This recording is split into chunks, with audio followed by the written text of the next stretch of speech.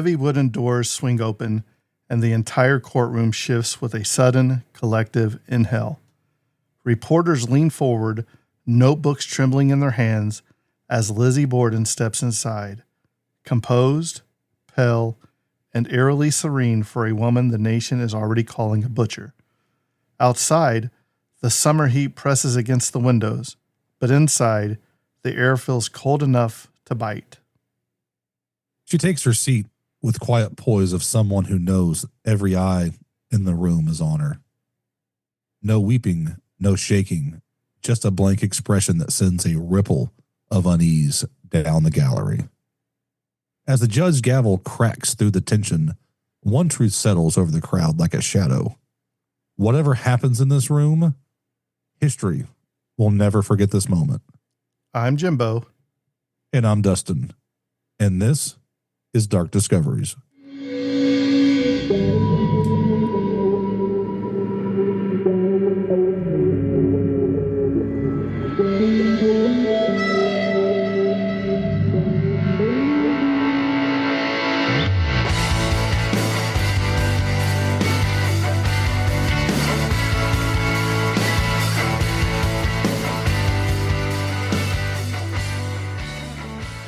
Welcome back to Dark Discoveries. Today, we arrive at one of the most defining chapters in the Lizzie Borden saga, the trial.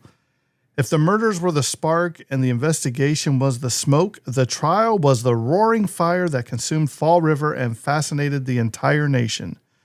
This wasn't just a legal proceeding, it was a spectacle, a cultural milestone, and a battle of narratives between prosecution and defense.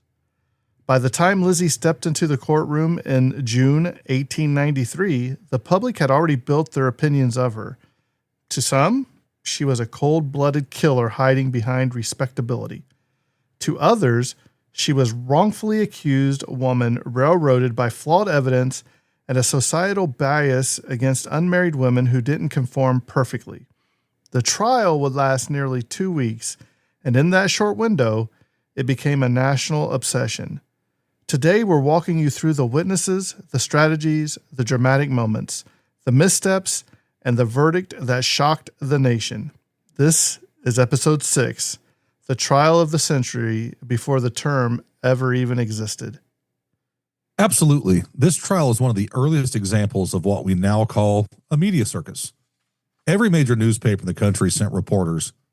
Courtroom sketches, descriptions were printed daily. People lined up outside to get seats, like this was some sort of Broadway performance. Women fainted. Men argued in the streets. Preachers wrote sermons about it. I guess I'm kind of hungry from some shawarma or something. I don't know. And part of this frenzy was because the central figure was Lizzie Borden. She didn't fit any traditional mold. She wasn't poor. She wasn't a desperate criminal. She wasn't a man committing violence for dominance or greed. She wasn't a stereotypical fallen woman either. She was a church-going, educated, wealthy daughter of an old Massachusetts family. And the idea that someone like that could commit such a brutal murder or murders was both terrifying and irresistible to the public. So in episode 6, we're stepping inside the courtroom where the prosecution tried to prove the impossible. The defense constructed one of the largest legal shields in early American history. And Lizzie Borden stood in the center of it all. You know, this kind of reminds me, Dustin, I don't know if you're really that old enough to remember, but my cousin Vinny? No, the old O.J. Simpson trial, man. That thing was so detailed and it went on forever. I actually had like a workbook to follow along as you're watching it. It was like 2 inches thick, and it was like the workbook, you know, here's day whatever, here's the evidence, and you kept track of all this. If I still have it, I'll find it and post pictures. But not only that, but it also reminds me of the Delphi murders, which is more recent, how people would stand outside in line just to get in that small courtroom. They would get out like there. 20 people, I think, could get inside the courtroom or something crazy like that. Right, but they would stand outside. As soon as that day was over, they would go stand in line to get in for the next day in the cold and the rain. And that's kind of like the media circus that this reminds me of. And if I had music to play right now, I'd play that circus song. The do do do do do do do do do do. That's the kind of vibes I'm getting from this trial, right? And let's face you're it, talking about you've got you're talking about getting that book of O.J. Simpson. I'll see if I can't do some digging of my own. I should have the O.J. Simpson Mad Magazine. And you know what else I have somewhere? The murder weapon? No, the other glove. No, I have the O.J. Simpson. If I would have done it, this is how I do it. Book he wrote somewhere. I found it at Goodwill. I had to buy it. I was like, I just have to buy this because it's going to be something.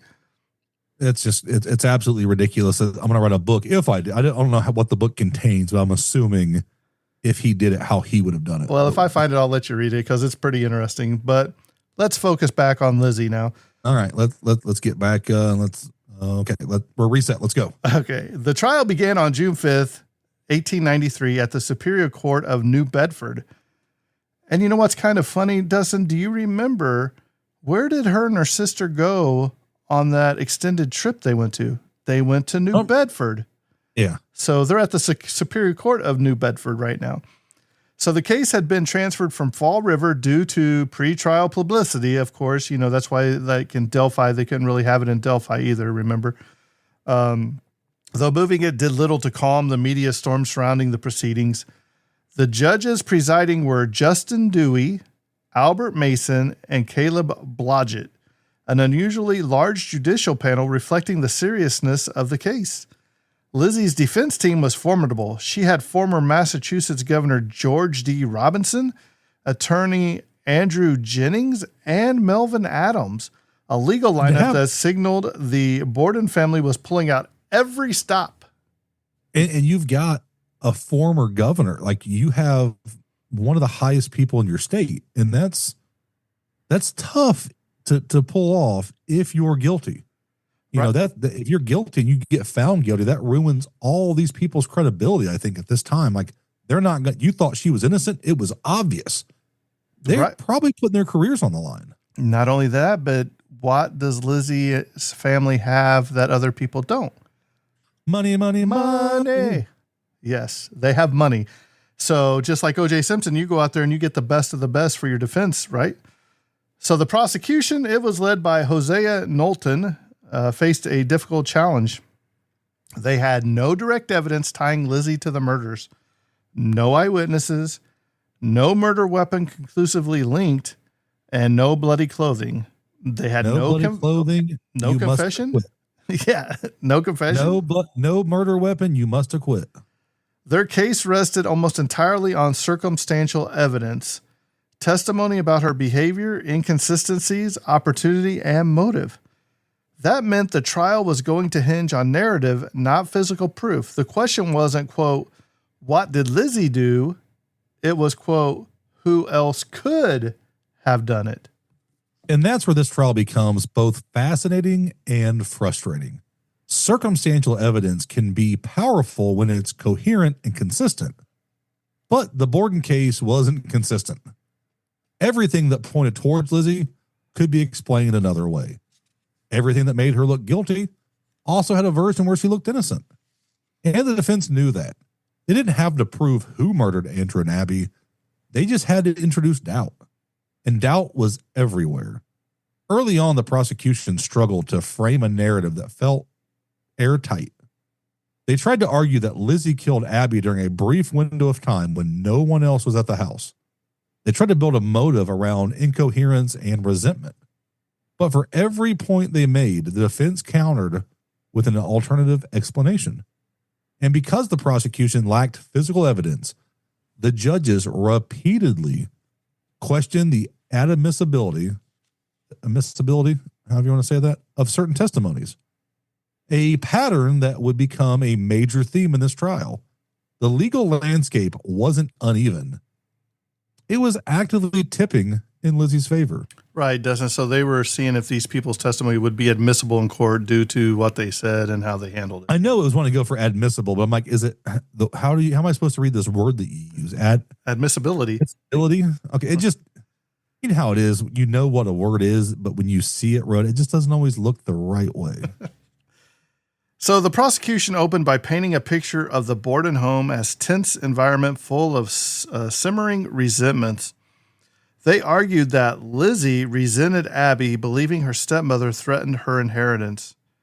They described the strained family dynamics, the property disputes, the locked doors, and the cold politeness that had defined the household for years.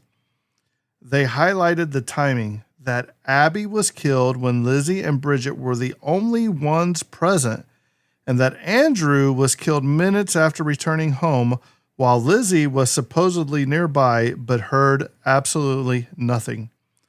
They also emphasized Lizzie's inconsistent statements in the hours after the murders. And of course, they brought up the infamous burned dress.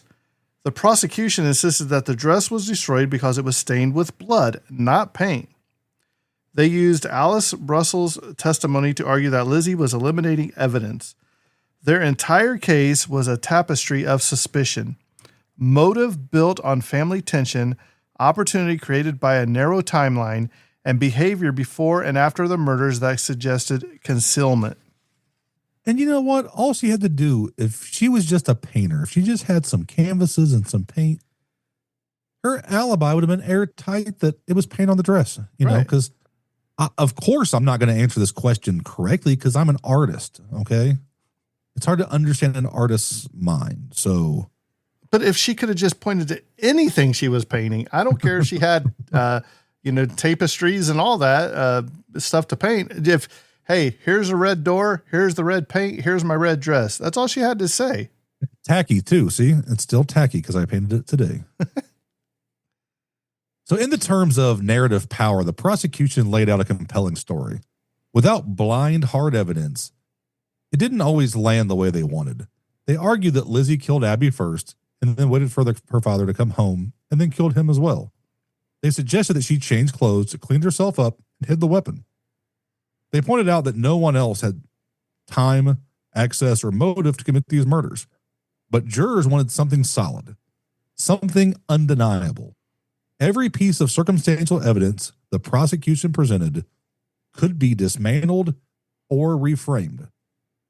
Was Lizzie inconsistent because she was lying or because she was too doped up and traumatized? See, words are hard. Made it, what, 5 episodes? Was the burnt dress evidence of guilt or just a ruined garment? Was her calm demeanor shock or coldness? Without a murder weapon or bloody clothing, the prosecution struggled to transform suspicion into certainty. So, Dustin, do you think the prosecution has a solid case going against her? There's not a smoking gun. But if you have eyewitnesses from multiple people that nobody came and left the house, it really narrows it down. But I know, like I said, this place is a bed and breakfast. And if you look at it now, it's developed around it more. So it's hard to get a neat, have you seen like a full like picture of the homestead back in the 1800s? I have not yet. Because I want to know how far the neighbors were. Is this something that, they're 200-300 yards away in each direction? Are they a mile down the road? Or are they, across the street from you? Right. That's going to take, into account if you can verify that nobody was there. So the defense entered the trial with a simple strategy. Let's dismantle every piece of circumstantial evidence and present Lizzie as a respectable, devout, gentle woman incapable of murder. They began by emphasizing her church involvement, her charitable work, her refined upbringing. They called witnesses who described her as loving, helpful, and morally upright. They went after the prosecution's narrative point by point. The dress? It was covered in paint. Her behavior after the murders? Shock manifested itself differently in every person. Her inconsistent statements? She had been medicated with morphine during questioning. What do you expect?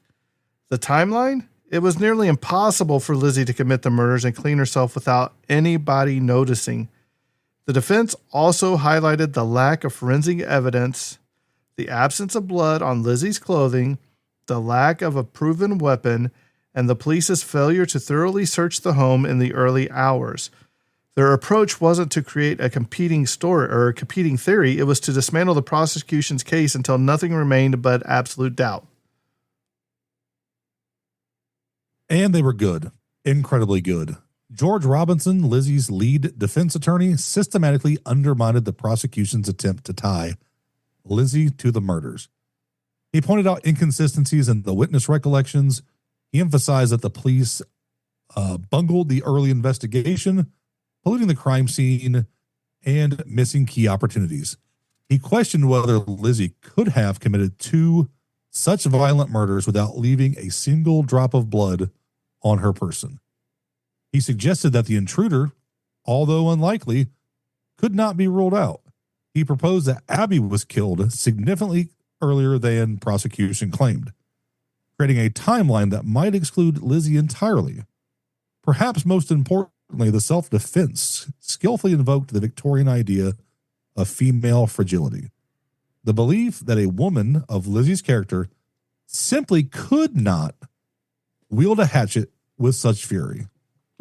We may have cringed today at that argument, but in 1893, it carried enormous weight. The defense didn't need to prove innocence. They only needed to make the guilt seem probable. Right. So they're using they're going to use the prosecution's own words against them. You know, I mean, that's what they do most of the time, right? Best way to do it. What you say and twist it. Right. So there's been several witnesses and their impact in this trial. So let's talk about some of them. So several witnesses played pivotal roles in shaping the jury's perception. Bridget Sullivan, who was the maid, provided essential testimony about the timeline. Her statements created both opportunities and gaps regarding Lizzie's movements. She testified about Andrew struggling with the door and hearing a faint laugh. She described Lizzie's odd calmness, but Bridget also seemed reluctant, uncertain, and sometimes confused, which weakened the prosecution's reliance on her. Then there was Alice Russell, whose testimony about the burned dress became one of the prosecution's strongest pieces of evidence. Alice was a friend of Lizzie's, not someone with motive to lie. Her calm, steady testimony deeply troubled the prosecution because it suggested active concealment. But the defense attacked the interpretation rather than facts. A stained dress wasn't automatically a murder dress. And then we have Dr. Bowen, who described Lizzie's demeanor and the medical state of the victims. His statement helped establish time of death, but again, in a way that wasn't as definitive as prosecutors had hoped for. So, like I said, they're using their words against them, but we're just back to that no hard evidence. It's just, is it a circus because it's a woman? It's a murder? Or is it a circus because they don't have anything to really go off of? Well, that, and it's a high prominent family.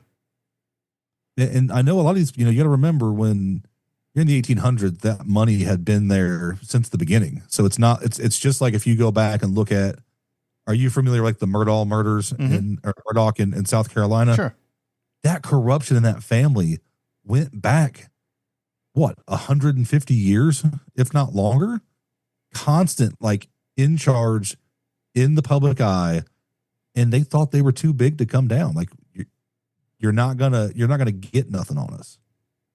And is it just because it's an old family like that they think the same thing? But it's frustrating. Like I'm frustrated with this whole thing. There's nothing to even talk about. So right now, Dustin, if you were a juror, are you going to say she's innocent or guilty? The thing is, it's hard to put yourself in 1892 because 1892. What they needed probably for convictions and what you talk about isn't in the same ballpark as what we do. You'd have to have a lot of circumstantial evidence to get a conviction today. Where back then, I think if you just have a couple things, you could probably push it and fudge what you need to do to get convictions. Today, I don't know. I really don't. I don't think there's enough to convict. What do you think? Well, I don't. Okay, let's say I'm not going to say innocent. I'll just say not guilty, because if you're innocent, there's clear evidence that she had nothing to do with it. Not guilty means she may have done it, but we can't prove it, basically, right? There's not enough to go on. O.J. Simpson. So, It's O.J. Simpson before O.J. Simpson was O.J. Simpson. So let's not forget the dramatic moment when the prosecution attempted to introduce Lizzie's inquest testimony. That testimony was full of contradictions and would have been devastating. But the judges ruled it inadmissible because Lizzie had not been properly informed of her rights at the time of the inquest. once again, the cops just laid an egg here. Did they have Miranda rights back then? But it sounds like there was some form of it. Mm-hmm. That single ruling essentially gutted the prosecution's strongest narrative tool. Without that testimony, the prosecution lost its anchor. The very words that made Lizzie look evasive, contradictory, and suspicious, witnesses who may have strengthened the case were undermined by a procedural error by the defense's dismantling of their credibility. Meanwhile, defense character witnesses painted Lizzie as a victim of circumstance. In a trial entirely on circumstantial evidence, witness credibility was everything. And the defense won that battle. You know, it was a landslide on that part. All because they didn't read her rights, dude. It's just, you keep talking about just things that make you frustrated. Like, you know, you're reading it and it's just, I'm getting frustrated reading it. You know, it's just, you think that you have a bow on this case and just shoddy police work, shoddy investigation may let somebody walk free. May let a guilty person walk free. Yeah. And then again, if they would have done their job at the house and locked down that crime scene without having reporters and families and friends and all them people come over and probably tramping through the house and look at this and look at that. Oh, here's where she was killed. Here's where he was killed. I got Lizzie Borden's butcher knife. Right. So, yeah, it's very frustrating that once again, because law enforcement didn't do their job, we can't get a clear visual picture of what took place. And you got to think too, I'm going to go to John Dillinger real quick because everything goes back to John. When he was murdered in Chicago, allegedly, people would take their handkerchiefs and they would dip it in the blood. Mm-hmm. They would try to cut his hair. Like, people back then, like, you wouldn't even think about doing that today. Like, it's not nothing that's like, oh, I need to get a souvenir from this crime scene. But people, and I'm sure that same mentality was there. People want to go see that crime scene. They want to go see it. They want to see maybe if they can't, you know, get a little bit of blood on their handkerchief or you know, pick up something from the crime scene to take it home as a souvenir. And if they do, that is totally gonna destroy what they got. You know, I really wish we would have had like cell phone cameras back then and all that, just to see like videos of see him like interviewing Lizzie right there in like her Victorian home, sitting on like a couch or something. You know what I mean? Just to see how she was acting. Security cam footage, you know? Right. Even like, you know, still don't understand how we can have clear 4K pictures coming from the Mars rover, but yet the gas Taco station Bell who got robbed is a grainy photo, right? 1980s grainy pictures, you know? Right. Or even the bank. That's what's crazy is we had a bank robbery up here a few years ago. It was so grainy you couldn't even tell. I think they had catching them, but it was so grainy you couldn't use the video footage for nothing. Yep. So throughout the trial, the judges made several key rulings favoring Lizzie, and you got to remember, there's 3 judges sitting on this thing. They excluded the inquest testimony. They questioned the relevance of certain behavioral observations. They dismissed specific speculative statements about motive. Some historians argue the court bent over backwards to protect Lizzie because she was a woman of social standing. Others argue the prosecution relied too heavily on emotion rather than evidence, which Dustin and I have just been talking about, leaving the judges no choice but to limit what could be admitted. Whatever the interpretation, the judicial tone leaned towards caution, and caution in a circumstantial case almost always benefits the defense. By limiting what jurors could consider, the judges effectively whittled the prosecution's case down to its barest components, and bare components rarely convict. And that's where this trial becomes something bigger than guilty or innocence. It becomes a statement about the justice system of the era. Victorian courts were heavily influenced by the social norms. Women were believed to be physically incapable of such violent acts. Upper-class individuals were rarely seen as criminals. And juries were overwhelmingly male, often proposed to protect a refined lady. The judge's rulings reflected those cultural underpinnings. Whether intentional or not, the court created an environment where Lizzie's social identity overshadowed the circumstances of the case, circumstantial evidence of the case, and because no physical evidence were tied to the murders. Each ruling further eroded the prosecution's momentum. So you think you got this big old wave coming through that you're going to get, and then shoddy police work and lack of evidence and everything just knocks that big old wave down to just a little small amount of movement in the water. By the time of the closing arguments, the jury wasn't looking at a murder. They were looking at a well-dressed, composed woman who had been stripped of most of her incriminating statements. The case was already leaning towards acquittal. So this is what baffles me. If you hear something, they're like, oh, we have this. Now the jury may hear that. And now the judge is like, okay, you can't use that to make your decision. Right. I always wondered about that. I don't know how you cannot. Yeah, that's like if I always think about that. Like if I'm on a jury, right, and let's say they go into something about a letter or something, and the defense will be like, I object, and then they approach the bench, and then they're like, the judge is like, well, that's got to be restricted away from the records. You cannot use that whether you're guilty or innocent. You just got. How can you just let that go out of your mind? You can't forget it. You can't unhear that, right? So here comes the verdict and the shock wave that came across America on June 20th, 1893, and just after 90 minutes of deliberation. So an hour and a half. I think it was even faster than that. I think that they made their decision relatively quick. I don't remember the exact minutes.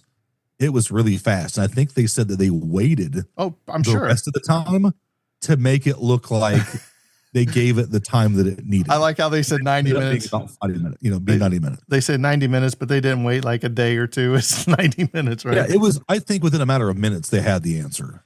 So, which is a short time for a double murder trial. The jury returned with a verdict, not guilty. The courtroom erupted. Lizzie collapsed in her chair, crying with relief. Her supporters embraced. Her defense team smiled triumphantly, but the reaction in the public was far more divided. Many were outraged, convinced the jury had let a murderer walk free because of her gender and her social position. Others celebrated her release as a victory of justice over speculation. The press exploded with opinions, editorials, accusations, and praise. Lizzie went from suspect to celebrity basically overnight, and yet despite the acquittal, her life would never be the same. Acquitted legally, condemned socially, the duality of Lizzie Borden's post-trial existence is one of the most fascinating outcomes in any criminal case in American history. And it's funny, it takes a verdict to get a reaction out of her. Mm-hmm.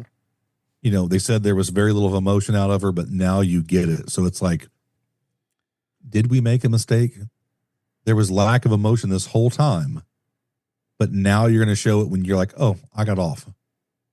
Or is that just because you were nervous and you were scared and you thought everything you said was going to be used against you in the court of law, so you tried to tiptoe around it and make yourself look guilty? Who knows? I mean, just think about it, though. If she was innocent and didn't do this, I would collapse in my chair, too. And I'd probably start crying because I was facing life in prison. And who knows back then, maybe even the death penalty. And that's the bad thing about, we've talked about this off air, that the legal system in America doesn't really care if you're innocent or guilty. They're looking for convictions. Mm-hmm. And if you go to trial, like if you go to a judge, that one judge has your fate in his hands. And now, probably not as much back then, they were probably just elected and you did a good job and you probably stayed there forever. If it's election time, they're going to push for convictions a lot more to make it look like they're doing something. And that one judge can change your life forever. But then you have to go into a trial and, what is it 7 people that are in a jury? 12. 12 people. I was thinking 12, but I was like, that doesn't seem right. So now you have 12 people you're being judged by who are supposed to be your peers, but aren't really your peers. And you have to convince the majority that you're innocent. That's a better way to do it, but it's still a nerve-wracking process because it's not in your favor to come out on top no matter what it is. Mm-hmm. So this split between legal innocence and social suspicion became her permanent legacy. Friends distanced themselves, neighbors whispered. Fall River residents shunned her, even though the jury found her not guilty. Many believe the verdict was a failure of justice. The acquittal didn't free Lizzie in the way she probably hoped. Instead, it bound her to a lifetime of rumors, isolation, and speculation. Hey, look at her over there. That lady up there, she's a killer. Everywhere you go, you're going to be labeled. Mm-hmm. She inherited her portion of the family fortune. She bought a new mansion called Maplecroft and tried to rebuild her life, but she never could escape the shadow of these murders. Even today, the verdict remains controversial. Was she innocent? Was she protected by privilege? Was she simply never proven guilty? Those questions remain alive because the trial ended without answers, without closure, and without accountability for the brutal death of Andrew and Abby Borden. Yeah, I can only imagine her life once she left that courtroom. I mean, you probably got the people, neighbors, talking behind your back. You got family members that probably disowned you. And then it is the 1890 version of O.J. Simpson. It is exactly. Because and it's just, and I'm sure it's every case like this, is if you're in a high profile case of any type, they're going to have their opinions. Are you guilty or innocent? And then you're judged every second of your life after that. When you go out to go grocery shopping, you go out to do something, you're always going to be looked at. People are going to probably walk across the street versus past you. And they're going to talk in the distance and in the shadows. And, you'll never get the life that you had before those murders. Right. So today we walk through one of the most dramatic trials ever in American legal history. A trial full of narrative battles, broken evidence, legal maneuvering, cultural bias, and unanswered questions. Lizzie Borden walked out of that courthouse a free woman, but the cloud of suspicion never left her. The trial may have ended, but the mystery was only growing deeper. In our next episode, episode 7, we're exploring Lizzie Borden's life after the trial, how she lived, how she was treated, and the scandal that followed. As friendships dissolved, the rumors that spread, and the legacy that she fought and failed to escape. Her acquittal wasn't the end of the story. It was the beginning of a very different kind of prison. And that's where we're headed next. And as always, I want you to do one thing for me, listeners. I want you to remember, the deeper you dive, the darker it gets.